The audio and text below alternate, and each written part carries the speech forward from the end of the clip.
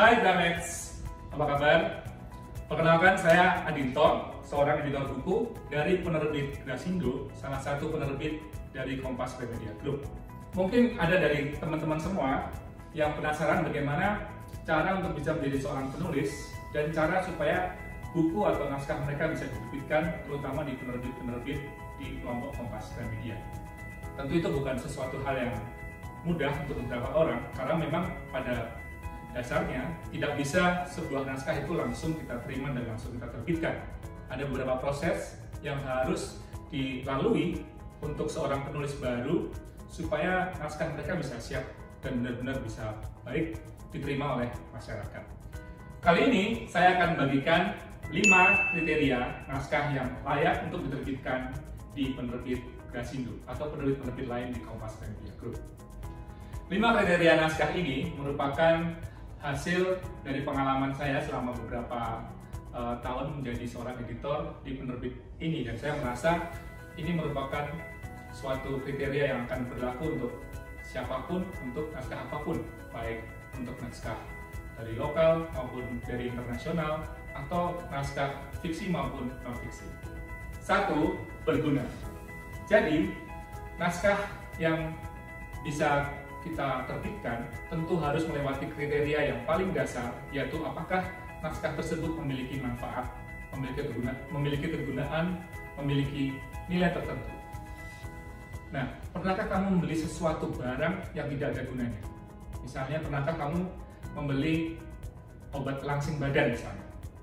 Bagaimana perasaanmu ketika ternyata mendapati bahwa obat tersebut sama sekali tidak berguna, tidak ada khasiatnya sama sekali? Nah, tentu itu merupakan pengalaman yang tidak menyenangkan, dan hasilnya tentu orang tidak akan lagi berminat terhadap produk seperti itu. Nah, apa yang disebut sebagai kriteria berguna dari suatu naskah atau suatu produk, yaitu adalah apakah naskah tersebut itu bisa memberikan sesuatu manfaat kepada para pembaca. Misalnya, kalau misalnya Anda membaca novel, apakah Anda merasa senang, merasa mendapatkan suatu pengalaman yang menarik? Lalu ataukah kalau Anda membaca buku-buku non-fiksi misalnya, Anda mendapatkan manfaat, Anda mendapatkan kegunaan yang sampai dengan saat itu tidak pernah Anda temukan di buku-buku lainnya? Nah, itu adalah kriteria yang paling dasar yang digunakan oleh seorang editor untuk melihat apakah suatu naskah itu bisa kita terbitkan, yaitu apakah naskah tersebut memberi suatu nilai kepada pembaca. Yang kedua, selain harus berguna, naskah itu juga harus keren. Nah, kegunaan atau manfaat dari suatu naskah itu sebenarnya sesuatu hal yang sangat basic. Sebenarnya, saya sebagai seorang editor sering sekali mendapatkan naskah-naskah yang memang pada dasarnya pasti memiliki kegunaan. Nah, tetapi kita harus juga melihat faktor lain, yaitu apakah naskah tersebut keren, menarik, atau cool. Ini bisa dilihat dari banyak hal. Misalnya, naskah tersebut meskipun kita tahu ada 2 naskah yang sama-sama berguna, mungkin naskah yang satu memiliki gaya bahasa yang lebih cocok untuk target pembaca. Mungkin naskah yang berikutnya memiliki penceritaan-penceritaan yang menarik, yang enak sekali dibaca, atau ada naskah lain yang menggunakan ilustrasi-ilustrasi yang mengena di hati pembacanya. Nah, artinya ketika Anda memiliki naskah yang ingin Anda terbitkan, Anda harus melihat selain naskah itu berguna, apakah Anda cukup paham, cukup mengenal target pembaca yang Anda maksud, sehingga Anda bisa berusaha untuk membuat naskah itu menarik di mata target pembaca tersebut. Dalam istilah sekarang, naskah itu harus engaging. Yang ketiga, naskah harus diminati. Kriteria pertama dan kedua merupakan kriteria yang berhubungan dengan konten, artinya berhubungan dengan isi dari naskah atau isi dari buku tersebut. Jadi dari segi isi, naskah itu memang harus berguna dan menarik, tapi editor juga harus mengukur dari sisi yang lain, bukan hanya dari isi, bukan hanya dari konten, tapi dari marketing. Itu artinya sebuah naskah itu bukan hanya harus berguna, bukan hanya harus menarik, tapi juga harus diminati oleh pembaca, diminati oleh target pasar. Karena suatu buku itu pasti akan dilemparkan ke toko buku, dilemparkan ke market, dan itu artinya buku itu harus diminati oleh pembaca. Nah, untuk itu editor memiliki tugas yang berat untuk bisa menentukan apakah naskah yang masuk itu nantinya akan laku di pasaran. Nah, bagaimana cara editor untuk mengukur sebuah naskah itu laku atau tidak? Editor itu akan melakukannya dengan cara turun langsung untuk melihat data penjualan yang ada di toko-toko buku atau toko-toko buku online, atau untuk melihat tren yang ada di pasar dengan melihat pergerakan di media sosial. Nah, tentu itu merupakan sebuah proses yang tidak sekedar di awang-awang. Seorang editor pasti akan melihat secara faktual, melihat data-data yang memang jelas ada. Nah, bagaimana seorang penulis berusaha untuk mengukur naskahnya, untuk melihat apakah naskahnya laku atau tidak? Ia bisa melihat, ia bisa melakukannya dengan cara turun ke toko buku misalnya, untuk melihat sejauh mana naskahku, temaku itu ada di toko buku, sejauh mana buku-buku yang lain itu ada yang memiliki tema yang sama seperti temaku, atau juga bisa mengukurnya dengan melihat di media sosial. Nah, pada intinya seorang penulis itu harus jeli untuk melihat apakah tema yang saya pilih, tema yang aku pilih itu merupakan tema yang benar-benar diminati oleh para pembaca, diminati oleh target yang dituju oleh tulisan tersebut. Kriteria yang keempat adalah sinopsis yang memikat. Nah, sebenarnya kriteria 1, 2, 3 itu sudah cukup untuk menghasilkan sebuah naskah buku yang memang siap untuk diterbitkan.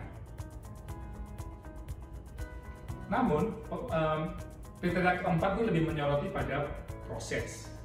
Nah, tidak menutup kemungkinan bahwa seorang editor itu mengalami apa yang dinamakan love at first sight, yaitu ketika dia hanya dengan membaca sinopsis, dengan membaca sebagian kecil dari naskah buku Anda, itu dia sudah langsung bisa merasa nyaman dan sudah merasa klik.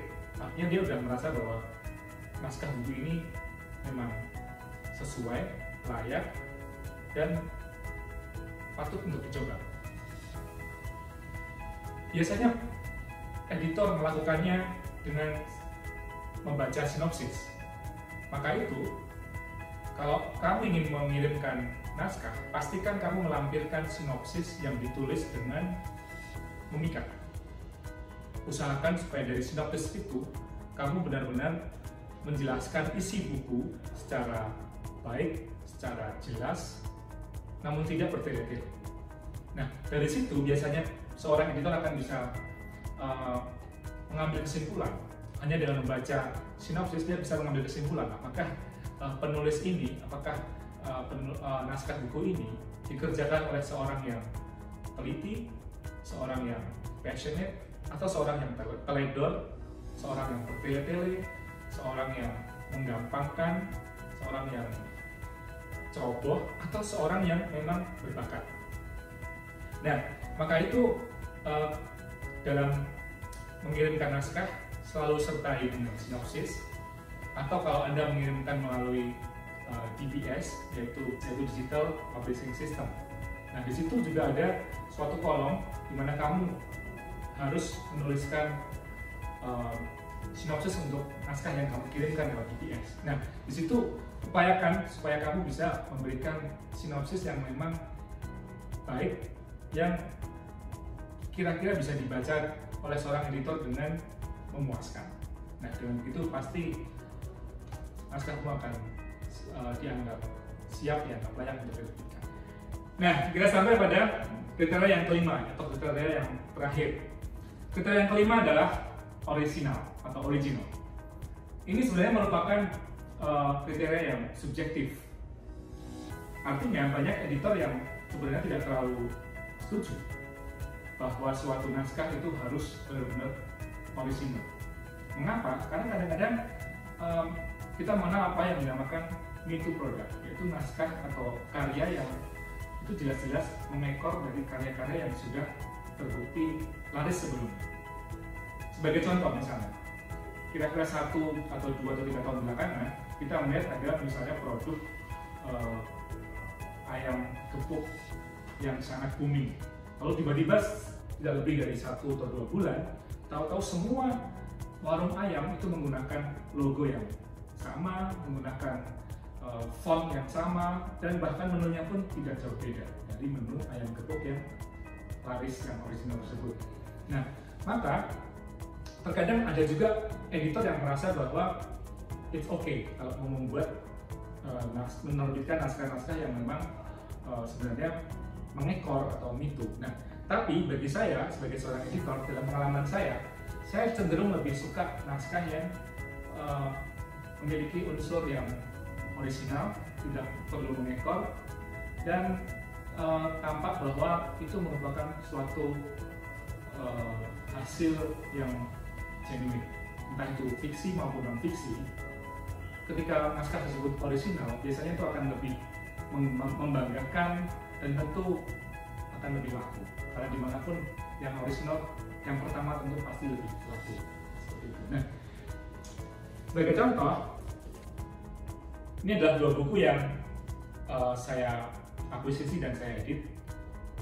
Ini merupakan buku dari Mark Manson, dan keduanya merupakan buku yang termasuk dalam kategori mega bestseller.